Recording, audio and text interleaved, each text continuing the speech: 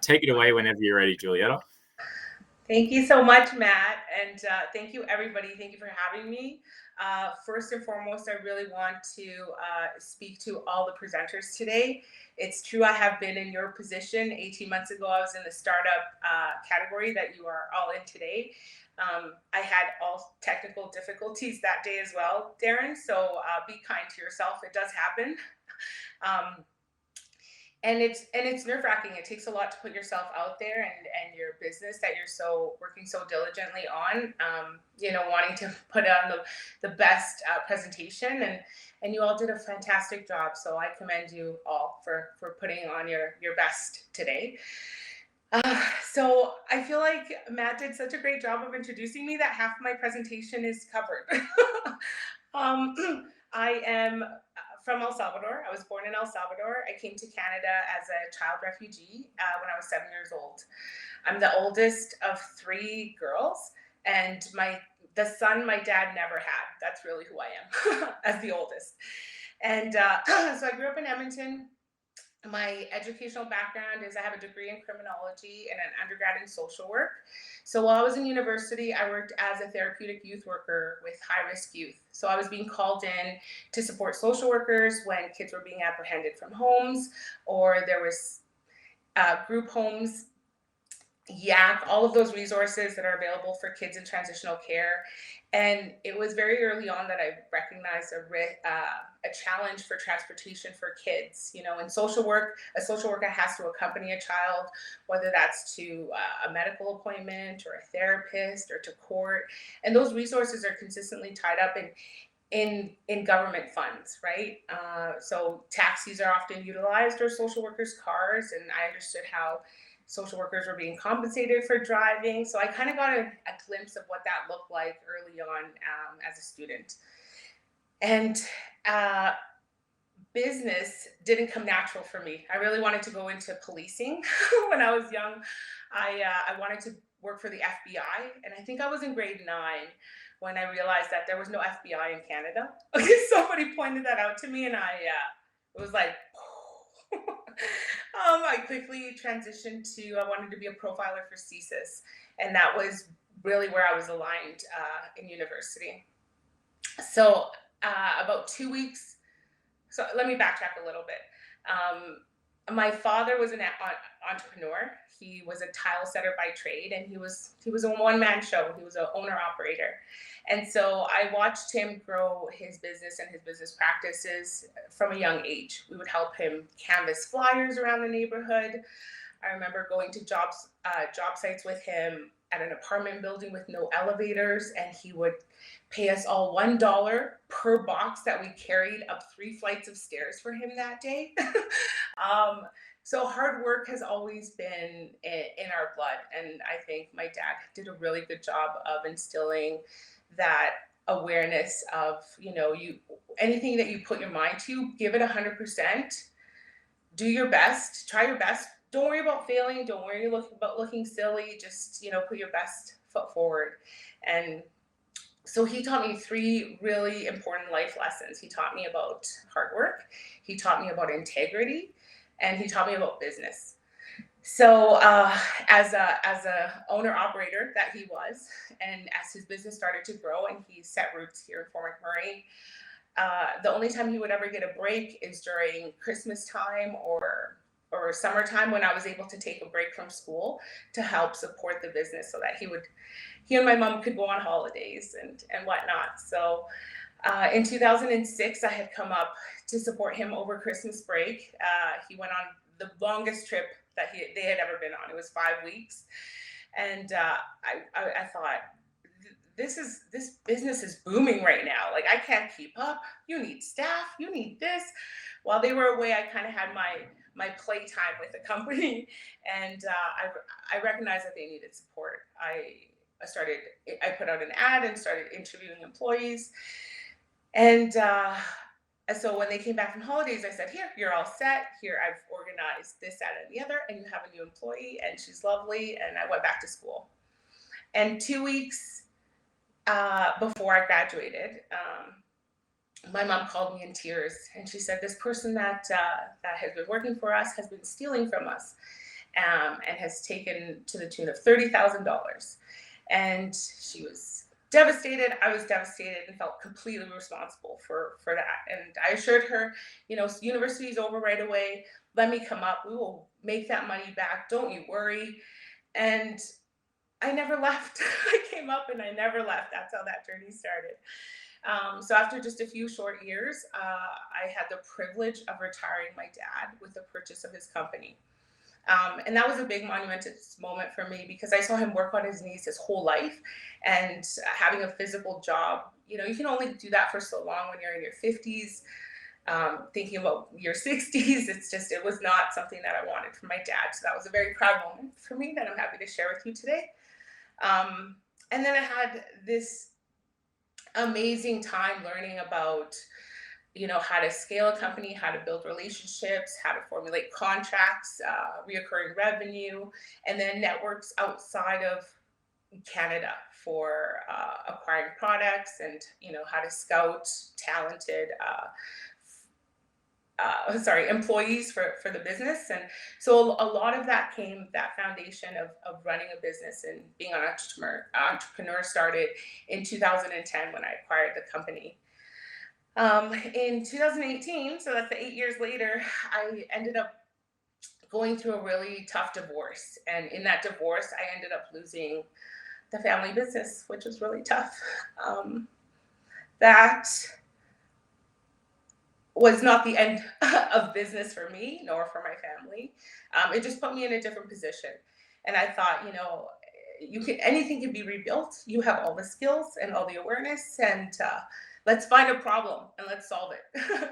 So remembering or recalling the conversations from my mom when she would hustle me from soccer practice to rugby practice to this tournament to that tournament, it would echo in me that my mom would say, what do I look like? Your chauffeur? I mean, all I do is drive you around all the time. And she wasn't wrong, and she was right to be grumpy, and she ate in the car most of the time, and it was a real challenge. And I wasn't the only child in activities. There was 3 of us. And so now as a single parent, my kids are getting older. They're also in activities. I thought, okay, not only does that present an opportunity, but where the pain point lay for me was around custody exchanges. And that's really the position I started with KidDrop. I thought if there was a safe way to get kids to and from each parents' houses in a discreet way, but that made it fun for the kids and safe distance for the parents, that they wouldn't be arguing or upset in front of the children, that's years of therapy. that's a whole, that's a game changer in my opinion. And very quickly, that's what it was. I started KidDrop with one van. One proposition is, let me just get your kids to and from safely, and you don't have to do it. Like, let us support you as a parent, from one parent to another parent. KidDrop is a transportation solution for busy parents because we offer door-to-door service to and from school, daycare, extracurricular activities, and custody exchanges. And I've repeated that over and over. It was shared that I was participated in these accelerators that taught me how to fine-tune my one-liner, and you just heard it. That's my one-liner. So embarking in KidDrop with one vehicle at the end of November 26th to be exact, right before Christmas break, probably the worst time to start a busing service to school, right before the holidays.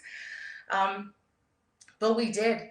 By January, I had sold out. 2 weeks later, I had secured a contract with a local daycare to provide transportation to 30 additional kids, onboarded another vehicle, and we were off to the races. We were shut down for COVID, like the rest of the world, 3 months later, and it allowed us to recognize this movement that had been happening, a lot of interest and momentum, and making sure that we were growing and scaling responsibly. And now with the shadow of COVID, changing certain practices to be able to make it for safety with health in mind, which was just a different twist, as we all recognize with the masks and sanitation and whatnot. So after about a year, I was able to tap into Startup YMM incubator for entrepreneurs. And that was the beginning of what I call a springboard moment for myself and for Kid Drop. I participated in the mentorship program. I was aligned with 3 fantastic female entrepreneurs in our community, and they listened. It was like therapy. I mean, therapy. They heard me. They heard the challenges that, all the unknowns that I didn't have, and how to chip away at them one by one. When you start getting connected within your community, as you now know, with the RIN, Apex, economic development, Alberta Innovates, CSW, all of these wonderful, amazing programs, they're all there to build you up, to build your skills, to give you the confidence that you need to move forward. And it all started right here at home. Startup YMM was very new. It was like we were growing together. And I was able to do pitch training with Craig. I did grant writing with John Close, intro accounting, intro marketing, intro Canva, intro anything that I can get my hands on that was free and that was available. I was scheduling it like that was my only thing to do was to study. I took it on like a university student would. And 18 months ago, I was exactly where you were, just pitching the idea, gaining interest, understanding the landscape. I didn't know anything about fundraising at the time. I thought you have to have your own money to do this. No one's going to invest in you on an idea. No one's going to invest in you. And this is how I was speaking to myself, not knowing that it doesn't have to be that way. The journey doesn't have to be solo. The learning doesn't have to be so it's not scarce. In fact, it's an abundance, and it's an abundance in Alberta, and entrepreneurs just don't know how to tap into that. So, but you're all doing the right thing. Just by being here today, you're already connected, and please feel free to add me to that connection. I'm always open to having a conversation, and if I can be of support. So again, through Startup YMM, was able to attend Inventures in Calgary. Those conferences are amazing. They just opened my eyes to how big the world really is. It was at Inventures that I learned about the accelerators and the scale up growth program across Alberta that included CSW. So CSW stands for Community Safety and Wellness Accelerator, and they're open for cohort 5 right now. So if you've never done an accelerator, please apply. They're a wonderful resource, and also volleyed my growth into Alberta Innovates and what that landscape looks like. After graduating from the CSW, I was fortunate enough to travel to Austin to attend South by Southwest. Now, what is that? I didn't know at the time either. But South by Southwest is a conference in Austin it has many different facets, but the idea is like, how do you understand the US landscape for entrepreneurship, innovation, business, right? What are the practices? Is this a good place? Why has Elon Musk moved his office from California to Austin? And it was just such a cool experience to talk to people from across the globe and understand that is this a viable business in Germany? Is this a viable business in Mexico? And we don't know that, but talking to investors from each region, I mean, it almost is a fast track to your research and development on a global scale, which I can't believe I'm even saying that because it's not where I started, that's for sure. So after returning from Austin, just a few short days later, it was a Saturday, I received an email from Futurepreneurs, which is another resource that I had tapped into for free workshops. And they had emailed me because I'm on their email list saying that auditions were open for Dragon's Den. And I was sitting right here, exactly where I am right now, with my co-founder, Josh Kalhofer. And we were sitting here, and it came up, and he said, "Oh my God, we have to apply." And I said, hold on a second. We need to think about this. This is national television. This is my biggest fear in life. And he said, you're getting way too ahead of yourself. Like, we need to apply. There's auditions. There's this. Like, you don't even know if you're going to make it. And I said, you're right. I don't know, but I do know that when I chase something, it usually happens. Like, I'm aware, I'm a very good closer. So we really have to have this conversation now. And he said, we'll do it together. We'll do it together. And that's what we did. We pitched the Dragons together. It happened really quickly. We put in our application that Saturday. They called us on the Monday and asked us to set up an availability for the audition. The audition was Thursday, and by the following Monday, we had confirmed a spot for airing. I think it was almost a month later, we traveled to Toronto in one of our shuttles. Thanks to Economic Development Wood Buffalo, who helped support the trip, because we're just poor entrepreneurs here. We don't have the money to do this and do that. They really had our backs, and they wanted us to take advantage of this amazing opportunity, and it was because of them that we were able to accomplish that. And got to travel across the country. Had never done that before. In a car with Josh, practicing the pitch. It was the 24 hours before filming, and we were still working on the pitch, changing it up. So it was a lot of work, a lot of numbers, a lot of strategic thinking. What will they ask? Where will they trump us up? And it was a lot. It was a lot. The show aired not last week now, I guess it's November 23rd, it aired. We did not close a deal with the Dragons, unfortunately. They had wonderful things to say. What people don't realize is I was standing up there on stage with them for almost an hour, pitching them. So the hot seat is a very real place, and the questions that they ask are like to the point, and they're fighting over each other to talk to you and to are you sure? Is this what you mean? Is that what you mean? Well, what about that and your competition? And so the hot seat is very much a real place. So but it's possible. Like, if anything, I hope that by being here, I can share with you that you dream it and you can get it. It has nothing to do with, I'm not more special than you. I was exactly where you are, and I'm still exactly where you are, fundraising from this seat right now. So, we're all in this together. I'm happy to share that in 3 short years, we have grown to a fleet of seven vehicles. We employ 10 mom drivers. We have purchased our own commercial building. We have won Small Business of the Year and Emerging Entrepreneur of the Year, right from our Chamber of Commerce right here in Fort McMurray. I received top 50 under 50, and later this week, next week, Josh will also be a recipient of top 50 under 50 this year. We have opened offices in Edmonton and Grand Prairie. Is it easy? No. Have I thought of quitting? Yes. Am I rich? Financially, no, but in every other way, I am. I'm abundant in resources. I'm abundant in opportunity. I'm abundant in joy and friendships and relationships. And my children have been part of this journey right alongside me. And I'm grateful to show them and teach them that, against all odds, and Kid Drop is what I consider to be a Cinderella story. Anything is possible. But I want to leave you with one important remark, and these are words that I live by and what keeps me going even when the going gets tough.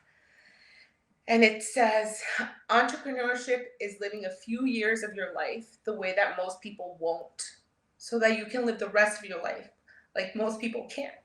So just remember that. Thanks, everybody. Thank you. Wow, thank you so much, Julieta. Your story is amazing. You're awesome. It's pretty cool to hear the whole story. So we're going to move into some Q&A here. We do have about 11 minutes of time for questions. So anyone in the audience, if you want to put a question in the Q&A section, That's where you can put it. And I'll be asking Julieta some questions here as we go. I'm going to get us kicked off here. So you spoke to the importance of learning how to network in your earlier businesses. How important was that networking skill you came to develop when you went to sort of implement Kid Drop and now scaling it? And what advice do you have to other entrepreneurs about that networking piece? It is more important than accounting. I mean, it is so important to have conversations with the Chamber of Commerce, with your local incubators, go for the coffees in the evening mixers. I mean, you have to get out there. You have to talk to people. You have to connect with people. You will be amazed at the momentum gained within your cause in the conversations that happen in rooms that you're not privy to if you put yourself out there. People want to know who you are. What are you about? Why is it that this should matter to me or to other people? And I'm fortunate that maybe because I'm a crybaby, I don't know, I'll just say that right now, but people can connect with that personally, and that goes a long way. There'll be champions for you in industry, and also for as customers, as friends, neighbors. Awesome. So next one here. What are some of the tools and strategies that you use when you start to feel overwhelmed? I heard something very recent. I was really struggling this summer, and you learn how to rest, not how to quit. And that goes right back to, even if you're the absolute busiest, swamped, and work will always be there. So just recognize that work will always be there. Go to the gym, go take a nap, go call a friend, call your mom, hug your dog, go for a run. Be selfish in those moments when you're fracking. Be kind to yourself. You would never treat your child, your mother, the way that we treat ourselves sometimes. And what you're experiencing is your own internal self telling you, can you show me some love? Can I have some love? And we tend not to be selfish, and that's exactly the moment when you should be. Awesome. Moving on, we're gonna fire through all these because there's a lot coming through. What helped you start navigating putting yourself out there? If it doesn't scare you, you're not growing. So if it feels uncomfortable, you got to do it. You got to just say yes. This is my very first keynote speaker opportunity. If you ask Jen, she asked me in August. I said yes within seconds.